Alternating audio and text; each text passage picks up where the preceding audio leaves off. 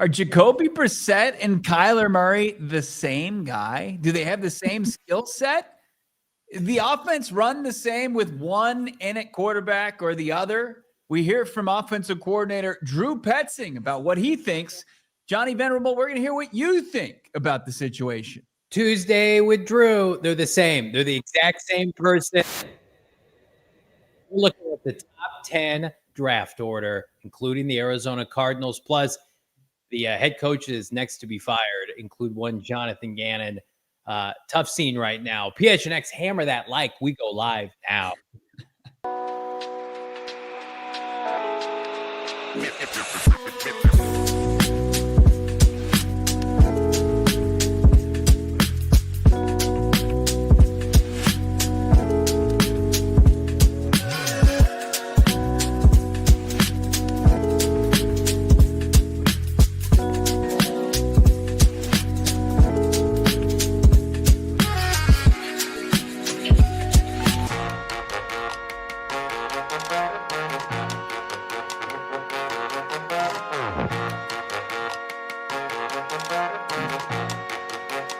Hey, welcome in.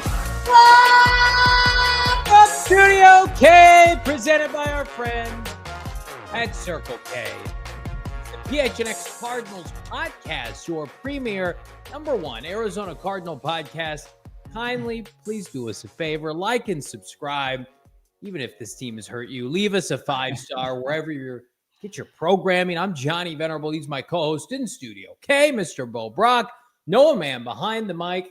And it's more content from Cards-related contributors here on a Football Tuesday, Bo. That's right. Welcome. If it's your first time, subscribe, hit that like, as my co-host said, and we're going to be getting into it as far as the Cardinals' 4-game slide, quarterback controversy, and more. I can't speak. I promise you that much.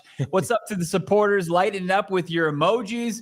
Costs you the low fee of $5. And, of course, PHNX Cardinals is brought to you by Bet365. Never ordinary. Download the Bet365 app today. Use the code PHNX365. Deposit $10. Get a place a bet for $5. Get $200 in bonus bets. We love it. Must be 21 years or older, physically located in Arizona. If you or someone has a gambling problem, wants help, call 1-800-NEXT-STEP. Text NEXT STEP to 53342. Visit problemgambling.az.gov. I promise I won't continue to use that as a segue to we've got big problems, but we do have big problems here as media members of this fine market with this team. And listen, we're fans first. It's hard right now to be a Cardinal fan. And this is where, to look my young son in the eye and be like, hey man, this is what makes you a sports fan. You don't want to be a bandwagon fan wearing every other jersey. It's like you're either with the Cardinals or you're against them. And right now, these are the times we have to get in the trenches. We got to dig ourselves out of this muck. Because right now, this team, you can't believe anything they say. I love you, Jonathan Gannon. I don't believe anything you're saying. I don't believe anything that's coming out of Drew Petzing's mouth. And I don't think anybody knows what's going to happen these next 10 weeks. What's got to happen is they have to get a win at some point. For this season not to be completely lost before the bye week. That's what has to happen. They've only got one more opportunity. They've got a pretty daunting task of taking on one of the best teams in the conference as far as the Green Bay Packers, who are at 3-1-1. Can the Cardinals shock the football world with a win over a Packers team that probably hasn't played its best football yet? They've taken advantage. They beat up on Joe Flacco and the Bengals last week. They lost to Joe Flacco and the Browns. And Flacco twice somehow. And they tied, the Cowboys on prime time. So It's like, they're looking for their best performance of the season. You don't want to have it come in front of probably 50 to 60% cheeseheads at State Farm Stadium in your house on Sunday. Yeah. I mean, the bye week projection that you and I did, I went and looked at it. It's not pretty. In terms of our prediction, I remember, I think Damon was still with us, and Damon had picked the Cardinals to go 4-3 before the bye. And we slung so many arrows at Damon that day. We're like, how could you? There's no way they start 4-3. He's like, I still like them, guys. I think I had them before the bye at 6-1. I think I had them losing this game. So it would be very poetic if they won it. But you were at 5-2. I was at 6-1, and Dame was at 4-3. They're a 7-point underdog en route to potentially being 2-5. Yeah.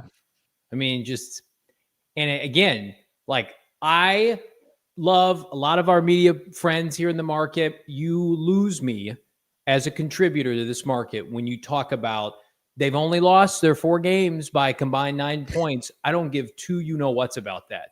You're like, I don't care what you have to say. You lose me, you lose my credibility, or you lose your own credibility when you make that argument. It's the NFL. Everybody's losing games close, right? The Browns just beat the Packers a couple weeks ago. Are you winning or are you losing, right? Like close losses, congratulations, you're unemployed. It's the same thing. Right. Like, now you might be quicker to the unemployment line when you lose like 56-0 Ken Wisenhunt style. But, if you're losing more than you're winning, which is the current case with this regime, eventually you're going to find yourself unemployed. So, like, the close loss thing, the Gannon and company have to say they're close. What else are they going to say? But let's have some teeth here in the media. Like, let's not make excuses for them. We've all watched the games. These are not close losses like last year to the Bills and the Lions. You lost to Tennessee, who fired their coach. I'm not putting a glaze over this turd right now. Right. No, yeah. You have a double-digit lead against the Titans. You squander it. You found multiple ways to lose that game. Yeah. It's a true sign that things are unwell here. And it's not like, hey, we're just a play away. It's like, no, but you squandered plays to put yourself in that position. It really is.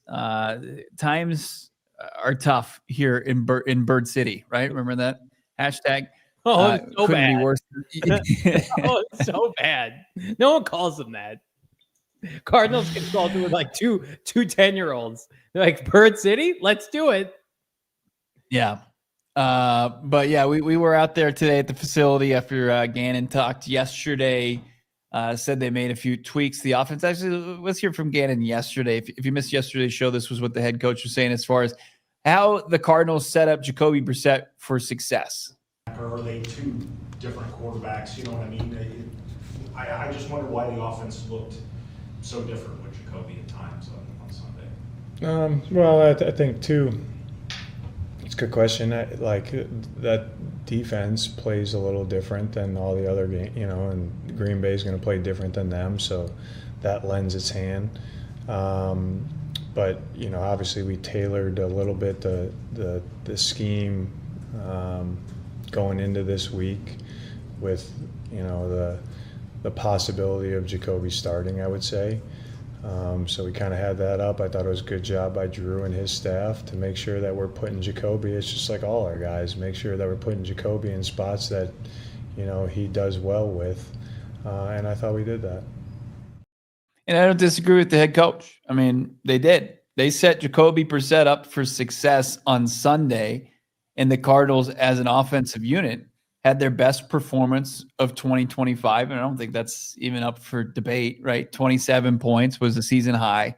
Jacoby Brissett threw for a season high, team high, 320 yards, had 2 touchdowns, and he had 7 big play passes, which matched their season total combined in one game. He had 9 plays of 15 yards or more. I mean, there's no doubt that it was their best downfield passing performance of the season. So JG says, yeah, we tailored it to the strengths and skill set Jacoby Brissett.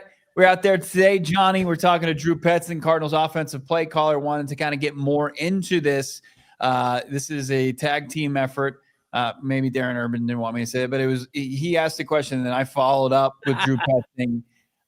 This was the back and forth with Urban to start, me, and then Drew just kind of finishing in here. Not at all. Not at all. And honestly, I don't think that game looks drastically different if one of the others in the game. So you think the same things that Jacoby had success with, Kyler could have similar success? Absolutely. And then there's going to be tweaks and changes. It's not, that like, hey, Jacoby did this, Kyler might do that. But I think from an overall standpoint, I think their skill sets are similar. That's cute. You guys should start a podcast together. You and Darren Urban. Lies. Lies, more lies from the liar, man. That's not true. We all know that's not true. And listen, I don't blame him. This is the one time I'm going to give Drew his flowers. Like, he obviously ran an offense that he was comfortable with, and he had a quarterback that executed. We have a bigger problem here. First of all, do you believe what he's saying? I don't.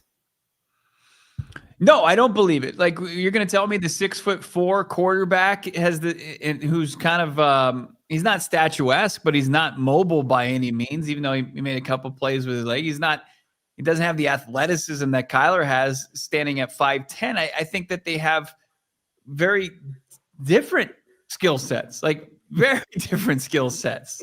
They're the same. They're the same players. They're the same guys.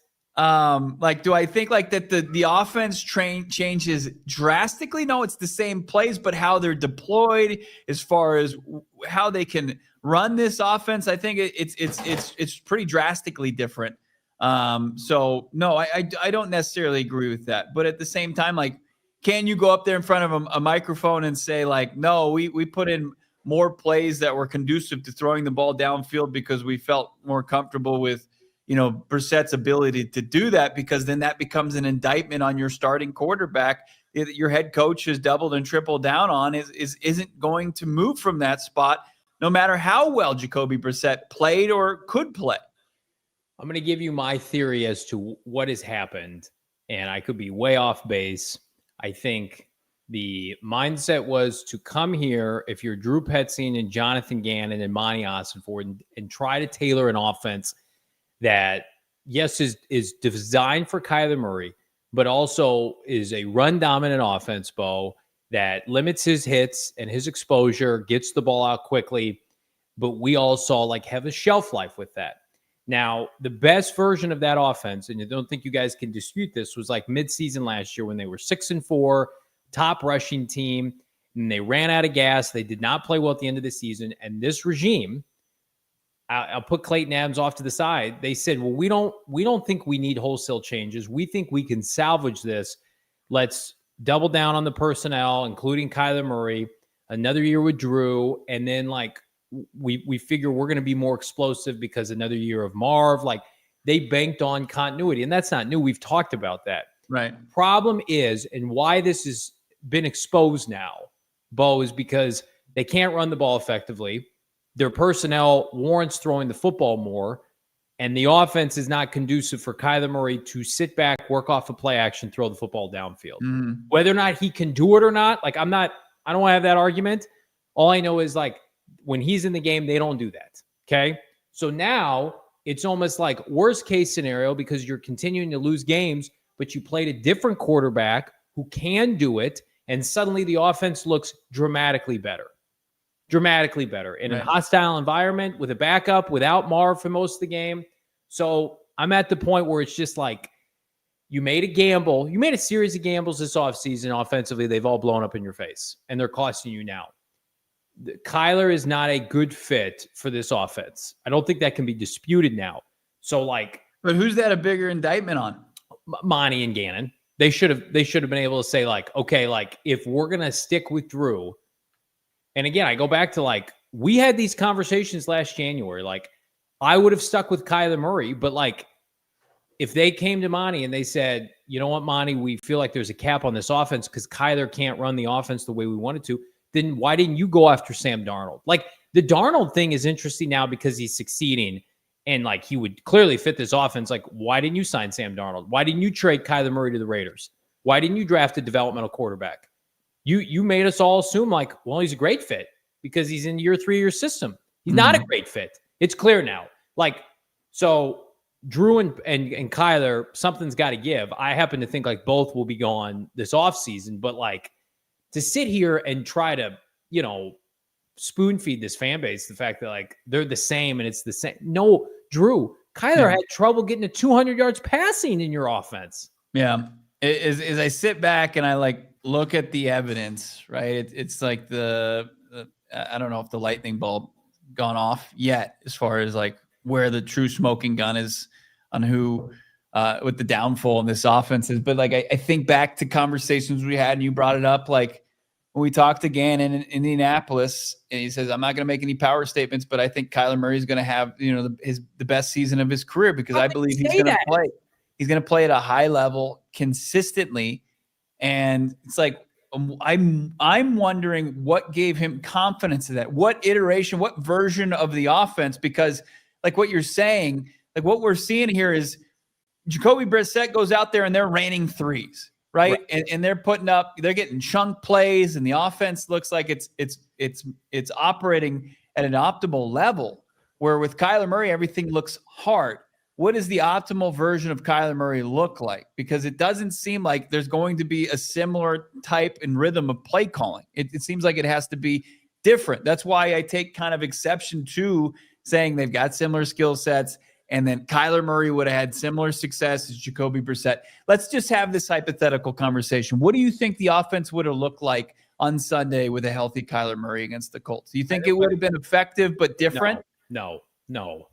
Right? That would have been the definition of insanity, right? I think they would have struggled to get to 20 points like every week. I think he would have been sacked a lot. It's just not this is not like I'm ripping Kyler Murray here. It's just like the offense that we have seen go up against Carolina, New Orleans, and Tennessee. Let's just focus on those dumpster franchises. Sucked. They couldn't move the ball. The second half, they were out of it. Those games were over offensively for the Cardinals at the half. So like anybody who thinks that the Cardinals probably would have scored maybe 21 points, maybe. I mean, Jacoby Brissett. I saw this. Teo Mackey quote tweeted a video that I embedded of Jacoby Brissett. It was his beautiful pass to Michael Wilson for about 30 plus yards down the field inside the red zone, or Trey McBride. I'm sorry. It was to Trey. Yeah. I can't remember if that was the last scoring drive or it was second to last. I think they converted a touchdown there. It was the Cardinals' longest third down conversion in 4 seasons, 2022, 2023, 2024, 2025. Since 2022. Oh, that was early in the game. Okay, right? That was third and 17, correct? And third and 17. Yeah. He completed a 3rd and 17, just teardrop. It dropped in the bucket to Trey McBride. And it's just like, what?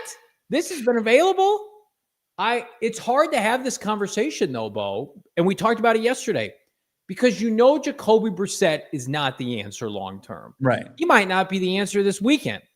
But what it shows you is the fact that whether or not they're too stubborn, they knew he couldn't do it, whatever, that Kyler Murray can't run the offense that they want to run, and they are not capable of tailoring an offense like Cliff Kingsbury to where you can get the most out of Kyler Murray. So now we're just doing this, right? Yeah. If you wanted to have an offense with K1 and maximize his skill set, you put him in the gun, you get a bunch of playmakers, you delegate, right? You do what he did with Cliff, you do what McDaniel has done with Tua at times, but they went away from that. They're like, we're going to be this run-dominant 12-13 personnel with a 5'9" quarterback.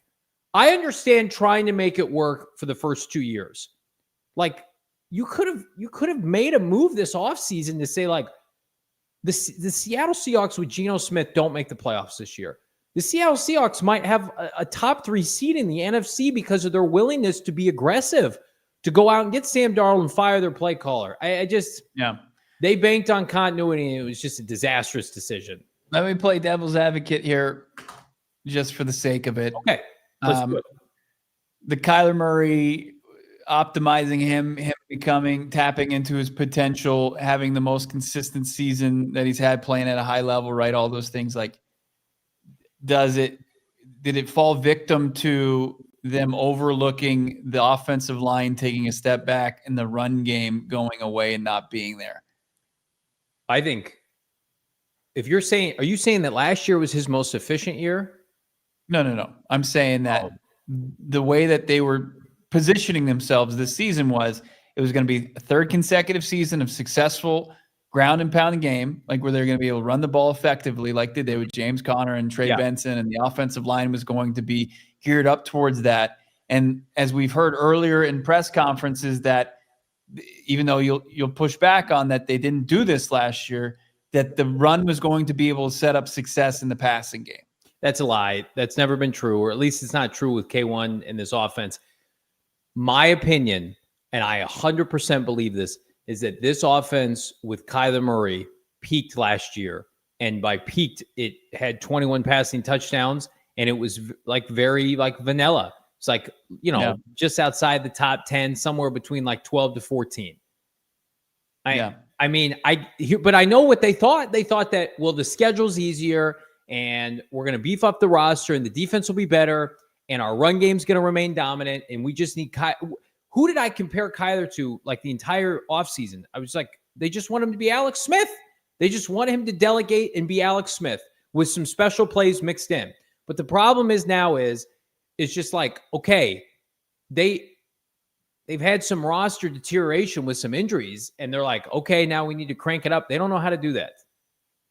And the Clayton Adams thing is just the wrench to this entire organization where you took away the best attribute of this offense, the thing that made it go last year, and now you're left with Kyler Murray who doesn't fit in this offense and a team that now is too reliant on a couple old defensive tackles. I really, really disheartening. But it's easy to – we have enough evidence now, respectfully to Drew and JG, like what they say publicly, like that's not what they're thinking privately. I'm sure that's not what they're like. The messaging to the team, like to come out and say that Kyler and Drew and Jacoby are the same skill set, play, very similar production is just a crock of what. There's no way Kyler Murray has that kind of passing performance based off what we have. Too many games now of evidence. Yeah, you have 5 games of Kyler starting for this team, and then I'm going back to like the beginning of last year, right? And then you have this kind of anomaly, this performance from Jacoby Brissett that just it doesn't match. It doesn't fit together. It's a different puzzle, and you're trying to fit this to say that it's the same, and you're trying to fit the wrong pieces in there, and that's where I think. But here's where I'll come to their defense. Like when you're riding a 4-game losing streak and nothing is going right, I don't know what you're supposed to say. Like I know people want them to take the arrow to the forehead here, but at the same time, you have a locker room that you have to keep high spirits, and you have to tread lightly with a quarterback competition, and you have to try to dumb that down as much as possible. But here's the next thing: like the Cardinals are going to start Kyler Murray once he is healthy again. Mm-hmm. That is coming. Like this is not like Jacoby Brissett had a great performance, and if he gets another shot and has another good performance, it doesn't mean he's going to be entrenched as a starter, that he's the new QB1 going forward. No, I was going to start against the Cowboys on Monday Night Football. Yeah. So you better prepare, and you better figure out what's going to work for him, what's going to make him look successful, because the fan base, you can't put this cat back in the bag any longer. It's out there. If he comes out and throws for like 170 and like 6 yards per completion, it's just like, guys. Well, and that's the thing. It's like he's capable of throwing for high yardage. He's done it in his career. Right. Put him in his position to be successful for 4 quarters. Everybody's to blame. The players, coaches, the executives. It comes back to like, I'm going to keep using this as a cop-out, Bo. Like, here's where I'm at with this. I don't care whose fault it is. I honestly don't. Because these things have a way of working itself out.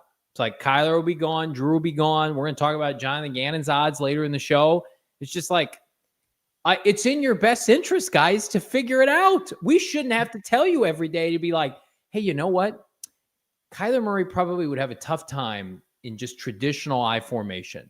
So let's look at the tape when he really excelled in the NFL. When he was throwing 5 touchdowns against the Titans and lighting up teams and looking great against Pete Carroll's defense. Like, let's go back and chart some of that. Lighten up Robert Saleh. No, you know what? We're just going to do our thing.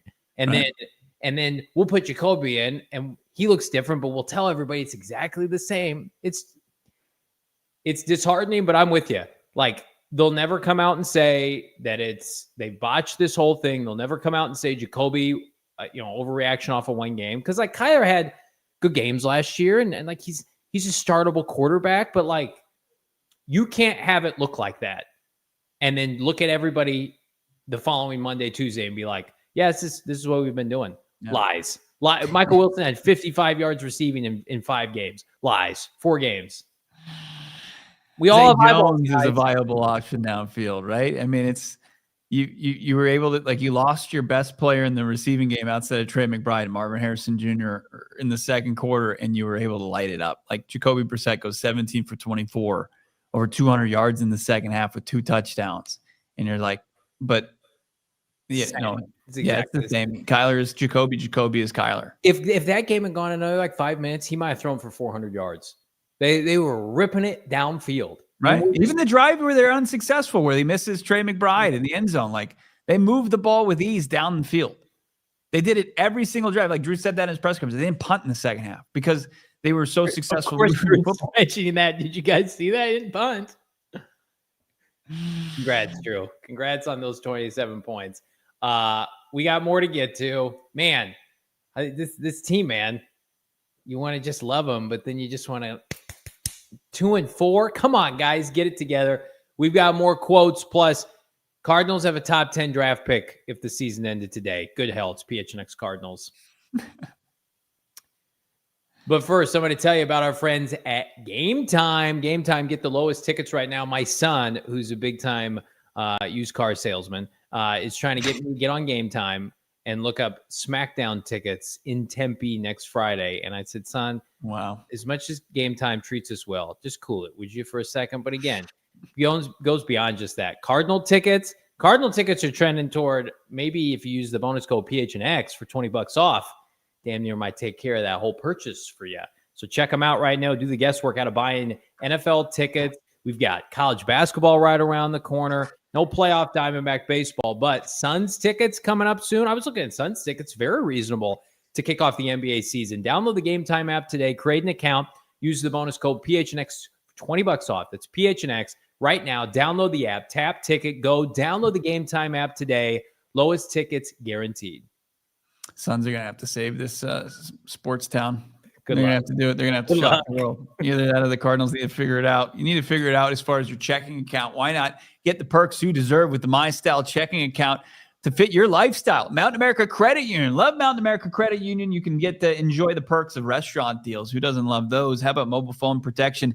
I needed that today as my phone was stolen from my doorstep. Unbelievable. What? I needed My Style Credit Union. Mountain America Credit Union to help protect me. Identity protection, telehealth access, loan rate discounts, offers on travel and events, so much more.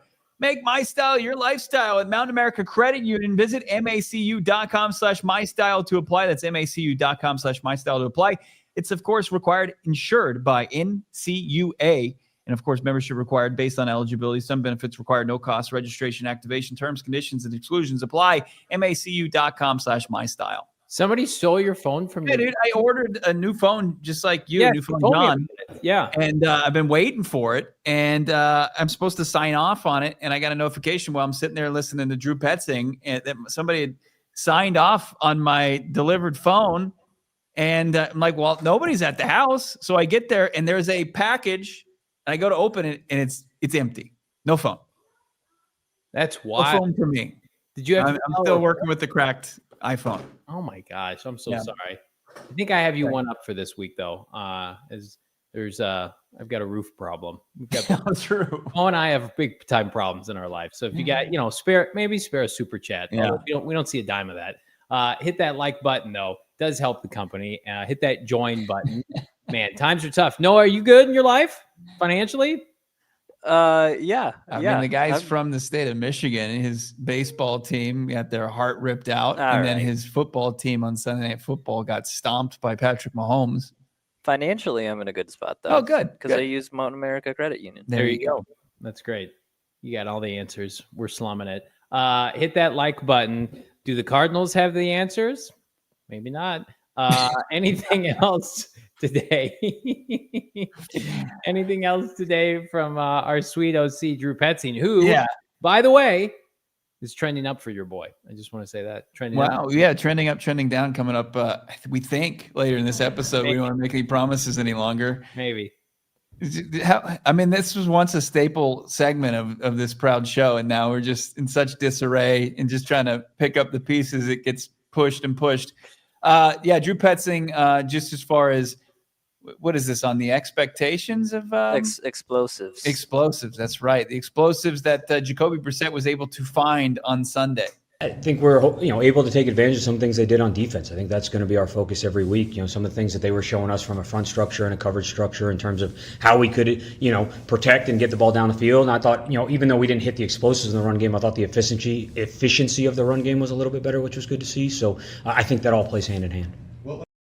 If you're Drew Petzing, do you push to play Jacoby Brissett moving forward? No, if you're worth your salt as an offensive coordinator in this league, you should be able to find a way to have a successful offense with Kyler Murray. That's my belief. But he can't, though. We've seen it now. He can't do it. That's his biggest indictment right now. And, he's still not a great play caller. But, if I'm Drew and I'm 3 months away from my Drew, for those of you who don't know, Drew's contract expires the end of the year. So, they don't have to fire him. They just wouldn't renew his contract. He'd just become a coaching free agent. If I'm trying to get a deal with Nick Ross, if I'm trying to be re-upped, and certainly if I'm Jonathan Gannon, it's just I'm going to play the guy who just threw for 320 yards like it was nothing. We scored 27 points. I think that comes into play. He and Kyler Murray just are not a good match for whatever reason. But, Austin Ford, Michael Bidwell, there are so many competing factors involved with this, but it is something to watch for. As you mentioned yesterday, Bo, should they go back to Kyler and it doesn't look good, start stacking losses, would they then go back to Jacoby once and for all? Yeah, that's when it gets really messy. That's when this season is. You just get the garden hose out because you just need to spray the dumpster. That's what. That's usually seasons reserved for organizations like the Browns or the Giants, where the Cardinals are in that wheelhouse, right? Yeah, sure. I'm trying to think. When was the last time they did that? Well, not like a top draft pick. Rosen started his whole rookie season after Bradford was and then Sam Bradford was like, I'm out. As soon as they're like, hey, you can't play. I'm going to take $50 million. Yeah. Yeah. And then they outright released him. He was terrible. So Rosen was never benched. Leinart lost straight up to Kurt Warner in his second season, or his third season, because he broke his collarbone the year before. But no, we've never had John Skelton lost Kevin Cobb's last year. I can't even remember. It's been so long. Kyler Murray's been the starter. Wasn't there they put in Max Hall at one point, and then they had to pull him out because they realized, oh God, he's terrible. He was so bad. He won the game. They won the game against the Saints despite how bad he was. So he got another start. And No, I think, but you have to be better. You have to show you're better, more button-up franchise than that. So you have to realize that if you're going to go forward, and they're like Gannon said about just overall organizationally, they're going to double down on what they know to be true. Yeah. If they know Kyler Murray's QB1 without a shadow of a doubt, and they know that he can put them back in the win column, they have to do it. They have to put it out, and they have to figure out a game plan that's going to work, that's going to find this offense the amount of points that it found on Sunday, Jacoby Brissett in the lineup. You're playing in a division where, Kyle Shanahan's getting above average QB play from Mac Jones, and the Seahawks had enough self-awareness. We know what McVay has done with quarterbacks. It gives you a lot of pause that they've botched this so much. It's a botch job. And they've had a very difficult time with backups the last couple of years. Tune was a very poor, project toward the end. Desmond Ritter's acquisition was a disaster. It makes you nervous because we're going to talk about the prospects of this team drafting a quarterback indefinitely now. And it's do you trust these guys? Do these guys know what they're doing? For me, it's I'm going to need to be swayed with Gannon going out and getting. I thought about it more Stefanski as an OC. You could sell me on that and having him develop, a quarterback. I would feel better about it. But Gannon's next hire as an offensive coordinator, assuming Drew and Kyler aren't back, will be, I think, what makes or breaks his tenure. Frankly, there's all this is so fluid too. I want to be able to come up here on the show and be well, they're a couple games away from really having their juice back. But you made this point time and time again. You made it on the postgame show Sunday. does anyone feel like they're close? I don't think they have the pieces to be close. And especially their schedule now. Like, sure, they could beat Dallas, and we talked about some of the winnable games in the second half, but like, man, there's something so damning about 2-5, and then you're off for 15 days. I mean, that is, you got to eat that for 15 days in front of your friends and family, and like, that's who you are 7 games in if you lose this game. Yeah, you can't have a poor performance. Like, you can't have your first lopsided loss either going into that kind of layoff, because then that's going to linger. It's going to leave a bad taste in your mouth that's going to expire during that time. And, are you going to be able to have people come back into the facility and prepare for Monday Night Football and the long stretch that you have after an early bye the rest of the season with full buy-in? It's gonna be tough. And the fact that you're going up against one of the better teams in your conference, it doesn't help. That's why these losses, like the loss on the road to Santa Clara to the Niners, where they're extremely undermanned and the game was there to be won and put away, and then the loss to the Titans, like those are two games where it completely changes the complexion of your season, how you approach this week, and how you can get on the right track post bye. Because now it just puts pressure on you, because if you take one misstep, your margin for error is gone. It's gone. It's completely gone. It's eviscerated.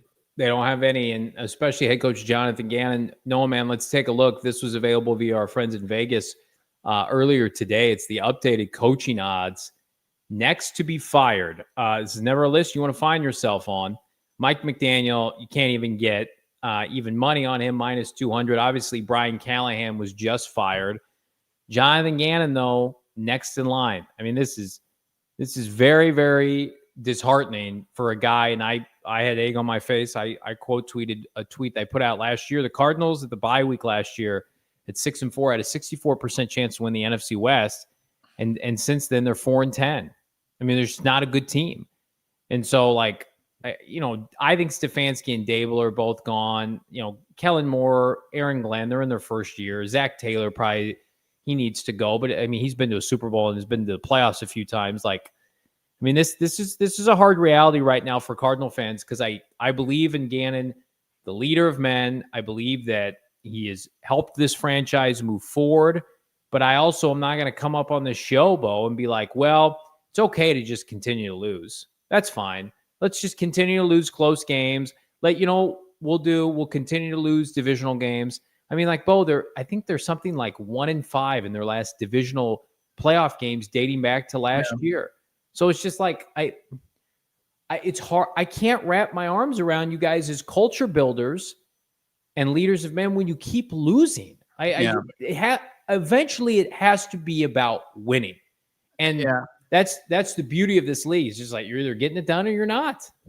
I've got a bit of breaking news. Like, I don't want to like get people riled up and say that this is like really big news, but this is interesting to me. The Arizona Cardinals just tweaked their availability for tomorrow. So Wednesday is usually the big day. Gannon talks in the morning. The Cardinals hold their practice, and then starting quarterback Kyler Murray usually speaks, and then we get locker room availability. The Cardinals have tweaked this to where tomorrow Gannon will speak at 9:45, and then there's going to be a closed walkthrough. So no actual practice that can be covered by the media. It's going to be a closed walkthrough. So we won't be able to see really who's out there, who's available for the Cardinals, and then media availability will be later in the day, and it doesn't say anything about the usual scheduled quarterback press conference. So, all right, so explain that to us in layman's terms, Mr. Media Man.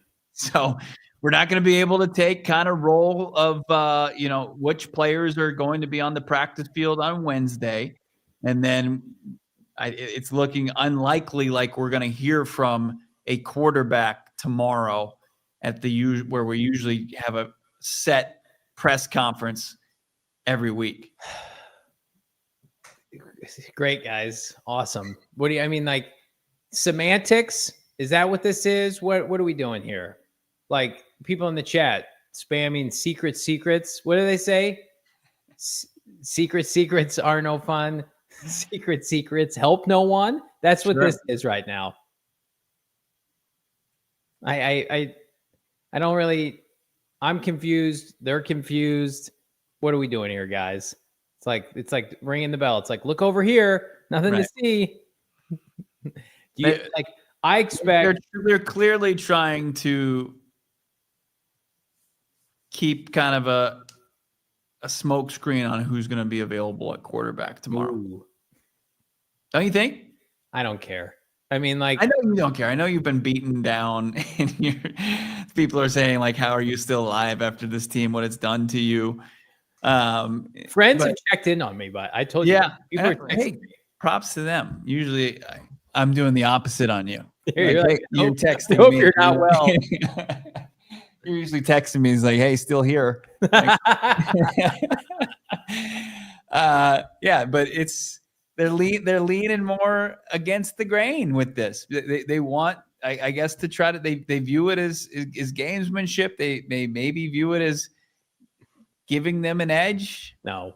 as far as given the comments from the head coach and today your play caller, and then tomorrow, like we're not going to have a true idea outside of the injury report. The injury report is going to come out, and that's going to give you your best idea of who participated, and it will say either Kyler practiced and was limited, and this is what it looked like. But before that, you're not going to have any real idea about it. Yeah, I'm sure Matt LaFleur really shaken from that decision tomorrow. Let's get Matt LaFleur on the record. Yeah, that's what he thinks about what's going on right now. So they're going to have to release a practice report. So why not let people come and watch practice?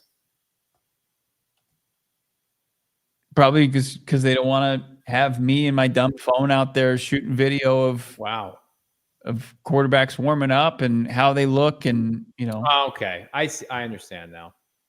So Kyler Murray will probably be limited on the practice report, but we won't know if he's out there because it's not going to be. It's going to be a walkthrough.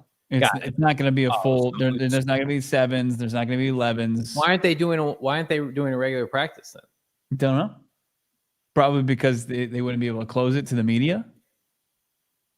So you're not so that's your answer is you want to keep this from the media, so you're not going to practice. I think that would be completely speculative, but I think the Cardinals need to practice. I don't know about you guys. The Cardinals who have lost 4 straight. maybe they feel like they're so beaten up. Maybe. I don't know. I think the team that's been losing a lot lately could probably stand to get better on the practice field. But yeah, Bo put out a tweet last Friday, and it was like Kyler Murray's throwing to backups. And the Cardinals were probably like, can't have this from Bo Brack. So it is probably from you. I did this. Did they get mad at you for doing that? I never asked you. No. Cool with It's that? all within the rules. It's all on the up and up from your boy. Man, what a time. That's weird. That's weird that they're doing that. I'm sure that if you ask JG in the morning, though, he'll give it to you straight. You'll get exactly what you need. You'll get exactly what you want. He's just gonna come out at 9:45. He's gonna say, "Kyler's starting. Prepare yourself, Green Bay. Excuse me, coming." Coach. What's the tomfoolery this afternoon? Thoughts? You'll know. He'll give us one of these. You'll know when you know. Oh my Who do you expect to be? Who do you expect to practice today? Like you'll see the injury report. That's probably what we're gonna get. verbatim. And then hopefully you're right that the practice window, the long-awaited practice window for Walter Nolan will open just in time for a closed walkthrough. It's like Walter's back at practice to not practice. So dumb. All right, we're going to come back. We're going to do trending up, trending down. We're also going to take a look at where the Cardinals stand with their first-round pick, because that's the fresh hell we're living in right now. Hit that like button. Let's get to 500 likes on a Football Tuesday. It's PHNX. But first, let me tell you about our friends at Bet365. We're taking odds on what JG might say in the morning. You can take odds right now of anything on the college scene, NFL. If your team goes up by 17 points on either gridiron, you get that instant payout with the Bet365 early payout offer. Do straight bets, parlay selections. Download the app today. Use that bonus code PHNX365 when you sign up. Last season, both money lines were paid out 4 times as much because of the early payout offer. Again, applies to college football, not just our Sweet Baby National Football League. Bet365 is hooking up new customers $200 in bonus bets when you bet $5, win or lose, doesn't matter the result. All you got to do, sign in, bonus code PHNX365, deposit $10, and again, you get $200 in bonus bets to use on spreads, player props, futures, and more, whatever the moment. Never ordinary with Bet365. You got to be 21 years and older, physically located in the great state of Arizona. If you were someone you know has a gambling problem, wants help, call 1-800-NEXT-STEP. Text NEXT STEP to 53342 or visit problemgambling.az.gov for more info. Driving in Phoenix can be unpredictable. From dust storms to bumper traffic, the last thing you want to worry about is your auto insurance. That's why so many Arizona drivers trust Access Insurance Agency of Arizona. For more than 15 years, Access Insurance Agency of Arizona has been proud to provide affordable auto insurance for drivers throughout the Phoenix metro area. Trusted part of the local community, Access Auto helps Arizona drivers get covered with flexible policy options and commitment to working with all types of IDs, driving histories, and license types. With bilingual Spanish-speaking agents at 9 convenient Valley locations, Access is ready to help customers find the right protection and uncover valuable discounts. Access Auto, trusted by the community, rooted in Phoenix, and ready to help. All statements are subject to terms, exclusions, and conditions are applicable policy. In all insurance, the current policy contract language prevails. Coverage is subject to individual policyholders meeting in the underwriting qualifications and state availability. Other terms, conditions, and exclusions may apply. Trending up, trending down. Hit that like button. I'll kick us off. I'm in a good mood. Let's take a look. Trending up for your boy after the Cardinals starting 2-4. Drew Petzing. A lot of arrows slung at him, a lot of mud slinging. I still think he's gone after this year. Nice performance over the weekend. Liked the play calling, liked the aggressiveness. Didn't love everything. Hated those screen passes, but it was nice to see the Cardinals not get conservative. Let's see if he can allow himself this weekend the temptation of not getting conservative again. Continue to rip it. But I was happy with the progress, albeit with a different quarterback, as was Michael Wilson, who many people have slandered him as a player and said the Cardinals needed to get more from their wide receivers and they should have added people.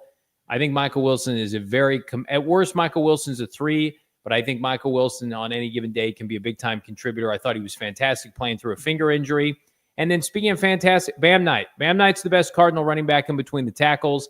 He and Jacoby Brissett were excellent in short yardage. Like, you're getting what you need from Bam Knight until Trey Benson comes back. We all assume with the knee, torn meniscus, Trey Benson would be back in about a month. So puts him on track for like right around after the bye. But Bam Knight has been more than serviceable. So yeah, I mean, I'm going to give flowers to guys that don't typically get it. And, as much as I have issues with Drew, you scored 27 points with the backup quarterback. I'm going to tell you, good job. Nice. That's very big of you. I can really appreciate that. You're growing emotionally, maturity. I'm not. It's unbelievable. Yeah, you're getting so wise in your old age. And you have to go with the offense here, because if you look at my trending up, it was the offense that had the good day on Sunday. And why not just go to the man who kind of triggered that? Jacoby Brissett, 320, 2 touchdowns. I know he had the bad pick in the first half, but the offense just looked like it was moving very well, especially the second half. Jacoby Brissett, 17 for 24, 200 yards, and those 2 tutties in the second half. One of those to Trey McBride, who I thought had his best performance despite facing a lot of bracket coverage by the Colts. The Colts were clearly keying in on the Cardinals tight end, and he was able to avoid that. They even held him on the final play, which Trey McBride was egregiously they did not call it or flag it, which is brutal. But I liked his performance. And then Zay Jones, who somebody on the show, I'm not going to name names, said he needed to be cut. I stood there strong for Zay Jones, and he ended up having his best performance as an Arizona Cardinal and was key as far as their rally in the second half. So all trending up on the offensive side of the football, Johnny, because the defense, they took a step back on Sunday, which is unfortunate. Couldn't have suffered that, but they did, unfortunately, and it cost them. Love those selections. The offense in general is fantastic. Everybody who stepped up helped make things look much more efficient. Will Hernandez, PFF scores weren't great, but again, just give him time, let him lean back into it. Disappointing for Isaiah Adams. Don't know when he's going to play again. Let's look at trending down. Common theme here for your boy. Nick Rallis I'll start with him. Disappointing day for somebody who we think is a future head coach, with most of his players healthy. I know there's no Garrett Williams and he's missing Darius and Walter Nolan, but like his starting defense was available. And again, got to be more opportunistic. Budda Baker is also on this list. You got to be able to come away with that interception. I didn't think Budda looked great in coverage. Like the defense needed to step up. And I'm especially disappointed because, this is supposed to be a defensive team led by JG and Rollis. Like after the week you had, you couldn't just come out with your hair on fire, ready to F up Daniel Jones.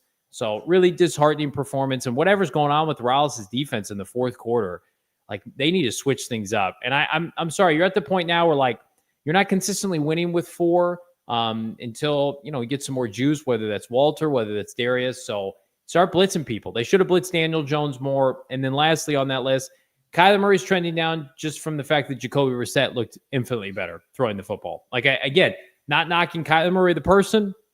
I think he's played efficient at times this year, but like that was an indictment of what's happening with Kyler and Drew. So I'm putting Kyler on this list. It's disappointing. I want Kyler Murray to succeed, but the Cardinals scored 27 points with a backup quarterback who threw for the highest yardage total of the year. And Jacoby Brissett, when asked to do so, was doing a nice job scrambling and short yardage. So it's tough right now for Kyler Murray, I'm sure. Let's go to my trending down. And as I said, it was going to be mostly defense, but let's start with just overall hope. Hope is trending down here around this organization. 2-4 for a second consecutive season. Can they kind of get things on the right track with a similar run like they had after this? Like going into week 7, they had a big win on an app game, we'll call it, the Monday Night Football game that you had to download the app and get on ESPN Plus. But hope right now trending down. They've got to change that. They've got to do it as soon as possible. And then you mentioned it. We'll start on the bottom here. Fourth quarter defense. As somebody pointed out, they hadn't forced a punt in the fourth quarters. Now they got off the field and ended the game at one point, forcing the Panthers and also the Saints at the end of the game to not convert on fourth. But they've got one punt since the first game of the season in the fourth quarter. So it's in the fourth quarter. It's just hasn't been good enough. They got to figure it out. Somebody needs to make a play to get off the field. And then Akeem Davis-Gaither just had a very brutal performance on Sunday. I think you pointed this out correctly. Lou Anarumo, who coached Akeem Davis-Gaither, ADG, in Cincinnati, who didn't start him or play him, that much. I think he knew that the Cardinals, if they were going to have him out there on the field, that the Colts offense should target him, and they did at a pretty high volume, and they took advantage of it. And also he struggled just getting ball carriers on the turf. He's had flashes here and there, but you can't have it like what you've seen from 27 so far this season. Yeah, Lou Anarumo is like, we're going after that guy. We're putting Jonathan Taylor in. I mean, that's what the great coaches can do is they can say, Shane Steichen can say, I'm going to put our 2 best skill players, a tight end and a running back, in space against 27. Okay, the Cardinals would be so lucky to be able to operate that way offensively.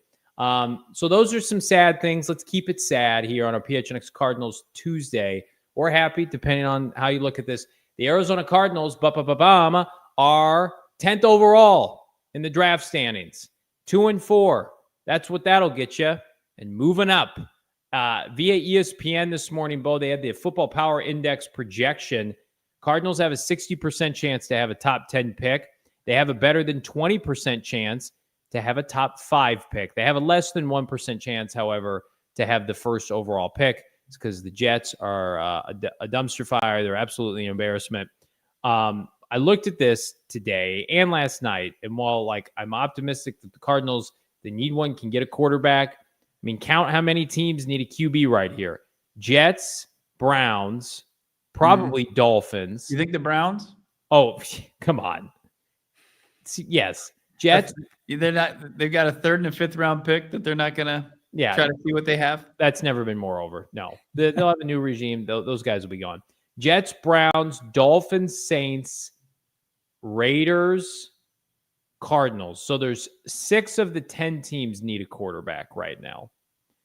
So I do think if the Cardinals want to get one that's any good, you're probably going to need a top 10 pick. Just looking, because the Jets and the Browns, they're in. Dolphins, they're in. Saints, they're in. Raiders, who knows? I mean, Kyler Murray could go to one of these teams, honestly. So we'll see. But man, I don't like this. I hate this. But this is where we're at. So we're going to talk about it. Yeah, and when you start to go through the quarterback prospects, I mean, we're talking about Fernando Mendoza as one of the top quarterback prospects. Good story, transferring from Cal and being a part of this Indiana team that I'm sure you're hard pressed to find another loss on their schedule. If, having a really good season, but like, what's your confidence that this guy's going to be able to be a big time quarterback at the next level? I feel great. I hate it. Yeah, no, I mean, it's the head smack emoji that we have if you're a supporter, that you just light it up when you think about it. I said, Noah, I need a nice fancy draft chart today, top 10, because we got to bust it out until this team gives us a reason not to. And like, the NFL doesn't slow down for anybody. So if like you're sitting there and you're thinking, we'll turn this around, we have time, you don't have time. Like we're on pace right now to have a head coach GM combination that have lost double the amount of games that they've won. Right now, I think they're 14-26.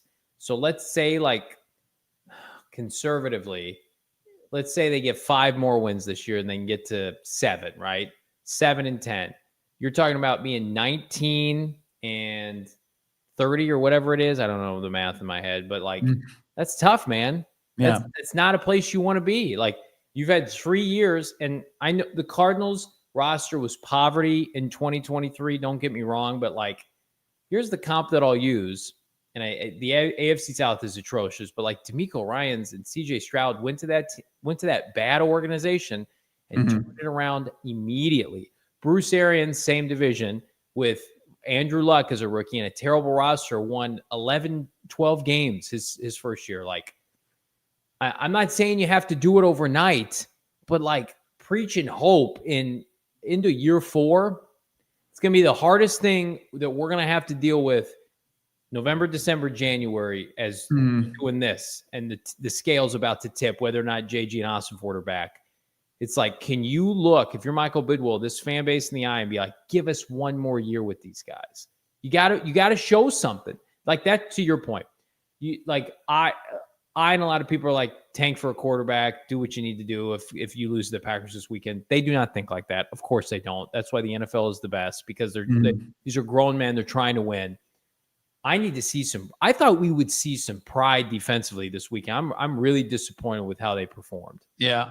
And I think they were pointing it out, was it on yesterday's broadcast in the primetime game, where it was like Caleb Williams obviously was drafted and he had Eberflus as his head coach, and he was fired. And, these top quarterback prospects that are drafted in the organizations, that they're drafted under a different head coach, and then the head coach is quickly shown the door. Yeah. And, that's not anything that you want to overlook, because it's a very real reality in this league, unfortunately. And it's like, because you have to get it right as far as you couple them with the play caller, put them in the right circumstance. Like, people are blowing us crap about, what we said about Bo Nix, and I'm not going to retract what I said. He looked horrible at the Senior Bowl, and he went on to have a fantastic rookie season because Sean Payton put him in a great position for success. Right. So, like, who are you going to be able to find? Well, like, now every offseason, everybody's looking for the next top offensive coordinator. It's not easy to find. Like, that's why it's so, impressive what Seattle's done as far as retooling their offense like they did, finding the quarterback and finding the OC in the same offseason and finding immense early success with it. But we continue our conversation as we say goodbye to our friends watching on TV, and we continue at gophnx.com in overtime. Pew, pew, pew. Shots, explosives. We got shots. We're jumping into your super chats. Kicking us off, it's Tyler, $5 from one Star Wars fan to another. Johnny, help me. Jacoby 1, Kenobi, you're my only hope. Wow. Let's think for a second. So how could I rationalize this in a Star Wars analogy that will really give Bo a tough time? Does Jacoby possess the force? I was more thinking, is Kyler Murray Jake Lloyd from Phantom Menace, and then What? Jacoby is Hayden Christensen in Revenge of the Sith? I don't know. So he's Darth Vader? Yeah, but then he's there's a chosen one. Where I'm botching this. That's unfortunate. He's more like Finn. We don't talk about the sequel trilogy here. Bees, who's been a member for 1 month. Congrats. So much, Bees. We appreciate you. In other news, Mike McCoy has a job in the NFL again. Mike McCoy for Drew Petzing. Who says no? We got to rehash some Mike McCoy moments in the press room today. And somebody brought up the point that I believe it was Josh Weinfuss, that Mike McCoy was fired in back-to-back Novembers, including the Cardinals offensive coordinator position job. But the previous season, he was fired as Chargers head coach. So although he has experience, he also has experience being fired. I could see the Titans losing out. I already thought that was a possibility. They should have had a defeated season potentially on the line. Yep. Thanks, guys. DarkCon1 Gaming, $5. What QB we drafting for next year? Let's just start talking about it now. We are talking about it. Bo sent me. How about this? I don't know what quarterback, but I'm going to read you the free agent quarterbacks that Bo sent me. These are the quarterbacks that are scheduled to be free agents. Jimmy Garoppolo, Mitchell Trubisky, Case Keenum, Trey Lance, Russell Wilson, Kenny Pickett.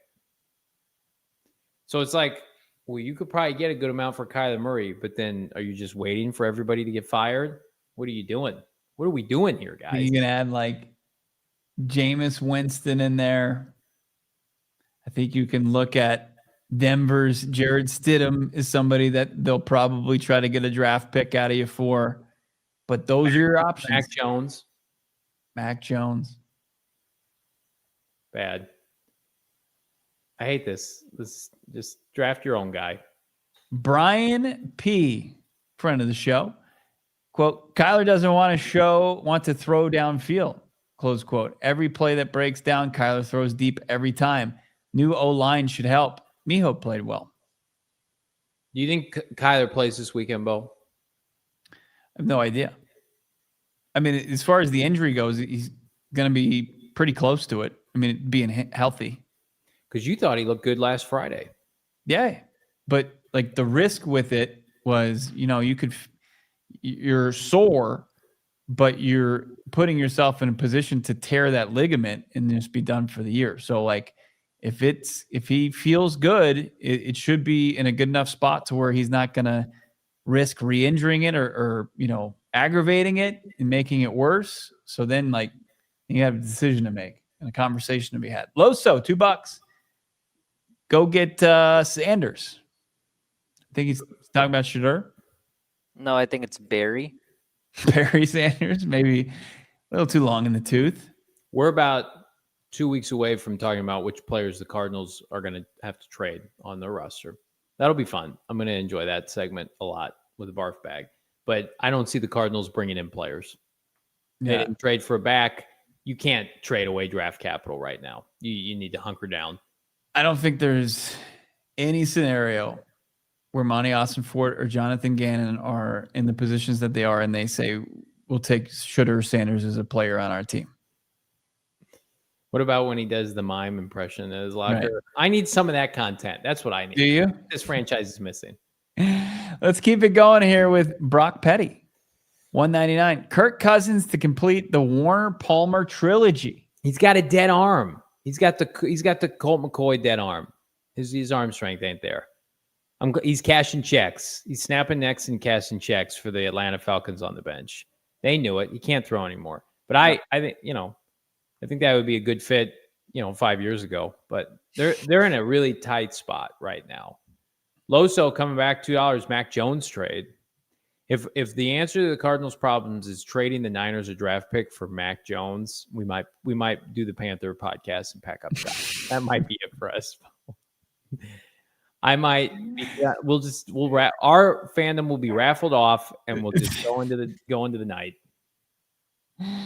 We'd be like, welcome your new PHNX Cardinal host, Damon Dog and Kevin. Yeah. Hey, guys. We're going to go spend some more time with our family. And I'll be working at Kinko's down the street. I've had enough. Circle K, are you hiring? Shortstock Goblin, 199. I'm looking forward to a new QB era, honestly. I think a lot of people feel that way. And it's not an indictment, Bo, of like Kyler or anybody else. But like, I think a lot of people are just like, I'm tired of the noise. I'm tired of losing. I don't care whose fault it is. I want a clean slate. But I'm going to tell you right now, if you move off of Kyler and Jonathan Gannon and Monty Ossenford are still here, they're going to have an immense amount of pressure to whomever they bring in. It looks dramatically better. There's still a part of me, and it's probably an unpopular take, and people don't have an appetite for it, but I would love to just see Kyler come out and play well. Yes, I would love that too. Yeah. I'm numb because I haven't seen it in forever. I would love for him to come out guns a-blazing and just let it rip. But this offense has been banged over the head all season long, and they finally run the offense that fits their personnel, throwing the football on Sunday, and it works. Like they ran it half against Tennessee the previous week, and it worked. But then they're like, "Nah, we're going to go back to this running thing," and it was a unmitigated disaster. It's like they finally ran it for the entirety of the game. It's like it worked. Like give Kyler that shot. We're going to have when we talk about putting them back in the lineup. We're going to have a clearly defined picture of this whole thing by the end of the season. Yeah. Arizona Cardinals, one of my favorites as a former artichoke. Jacoby proved that our receivers get open just fine. At least we know we can move forward with Marv, Michael, Zay, and Dortch. And I think Marv was showing it before this. Like I liked the performances from Marv, and he continued it into this game before suffering the concussion, which I hope doesn't linger on this week and has a tough time. Hopefully he doesn't have a tough time getting out of protocol. We need a Marv breakout game like we need air on Sunday. Joey Kennedy, 199. Jacoby, less than K1. Have some faith, guys. I think Kyler's a better player. I've been consistent with that. But I can't, you can't deny, like, the way that they've tailored their offense for Jacoby, and it's a fit for what Drew wants to do, and the Kyler's not a fit for this offense, like, can't be disputed. It's numbers, it's the aesthetically how it looks, the receivers involved, like, I would think that a great offensive coordinator could look at Kyler's skill set and say, okay, like what does he do well? Okay, we'll lean into that. But they don't do that. Mm-hmm. Our guy Tyler jumping in. Bo, we don't talk about 789 or ALLCITY, my guy. Okay. Those are Star Wars terms. No, we do not. We just keep to the classics. Thank you, Tyler. We do not. I'll teach Bo. Darth Vader, 199. What is it going to cost to move off of Kyler? Nothing. Another team will trade for him, and you'll get a premium draft pick. Like we've been pointing out, like there are people in this league that think they can take that skill set and they can get a good version of Kyler Murray. They can get a Kyler Murray that can be a franchise quarterback. There's belief around the league that the Cardinals are going to have to endure too, by the way. Kurt Warner talked about it because you don't know what it's going to be on the other side. You don't know if they find the right system and they put it in. And like, I know people and they'll roll their eyes at it. Like, it's year 7. It's like, but it's happened before. There's a precedent for happening all the time now. Yeah. I mean, like, you're telling me if the Vikings are like, we'll give you our first next year for Kyler Murray, you might want to think twice about that. I mean, it's just like, you don't think that's going to work out? Like, I think your preference would be to deal him to the AFC. See, the Seahawks did it right. They shipped Geno out to the dumpster Raiders. They got a couple picks.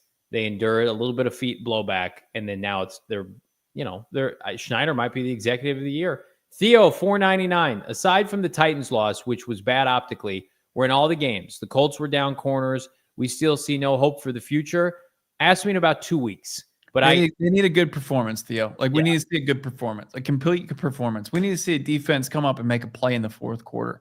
We need the offense to be consistent throughout the game, like they were on Sunday. Just that needs to happen before we can start to say, hey, I'm feeling hopeful about the next couple of weeks. It's not enough. That can happen. It happens all the time.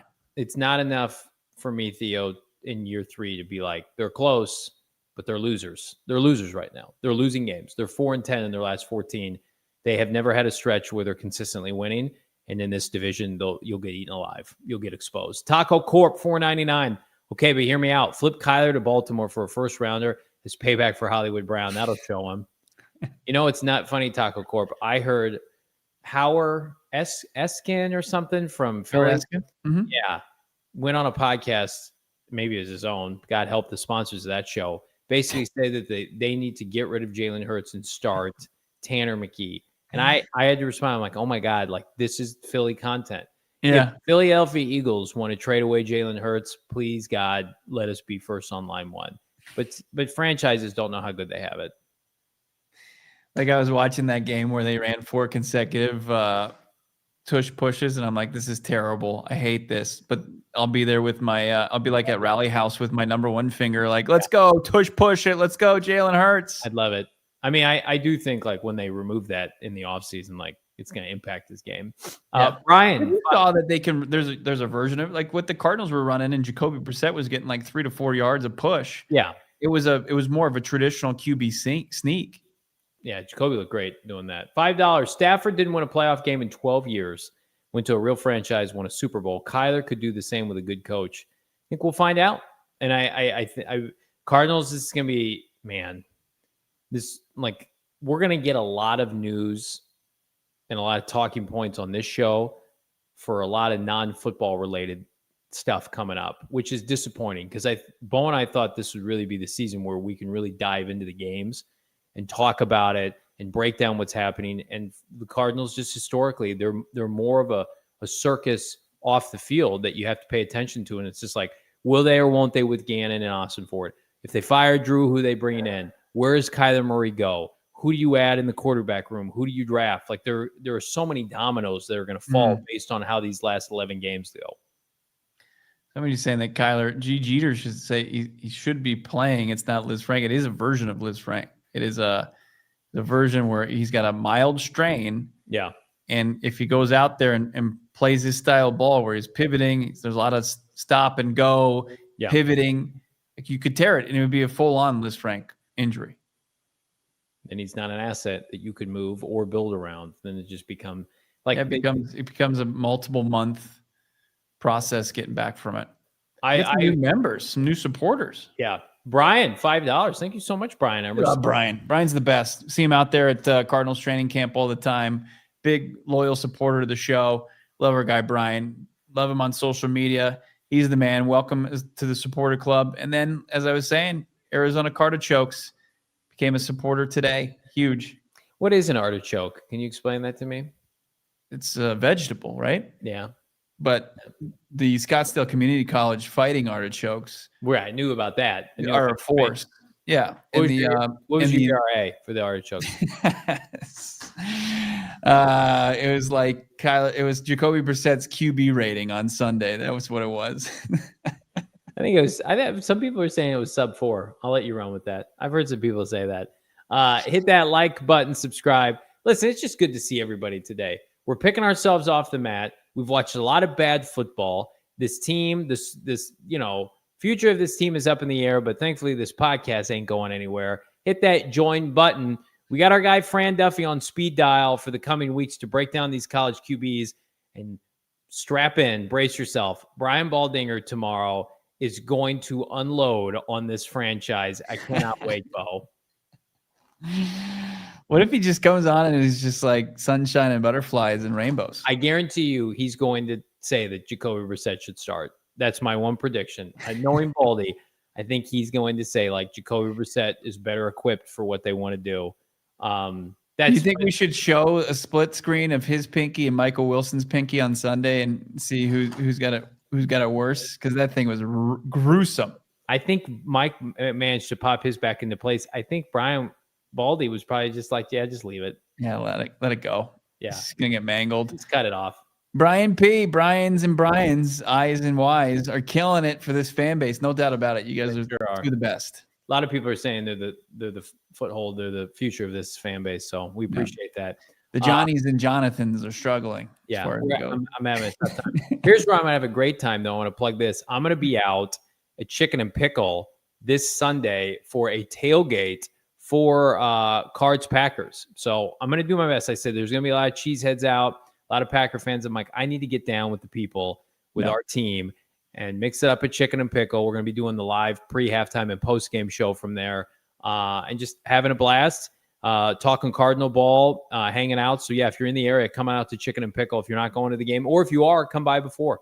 Yeah, no, it's just maybe a good wedge from Cardinals State Farm Stadium. It's right there in the shadow of State Farm Stadium. Come over, Chicken Pickle. Actually, if you are going to the game, I think it's mandatory. Stop by.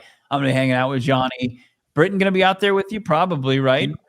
I know Noah's going to be out there. It's going to be all-time high vibes. Chicken and Pickle. We're going to be doing our pre-halftime and post-game show there. Join us. Don't miss out on the action. Chicken and Pickle's legit. We got some news as far as tomorrow. We're going to find out, walk through, closed or not, what the status of this team is going forward. Marvin update, Kyler Murray update. It's all coming. Don't miss out. Make sure you're following the right social channels at PHNX_Cardinals. Follow Johnny at Johnny Venerable. Follow me, Bo Brack. And we'll talk to you guys at 4:30 right here, PHNX Cardinals. We all silly like the mayor.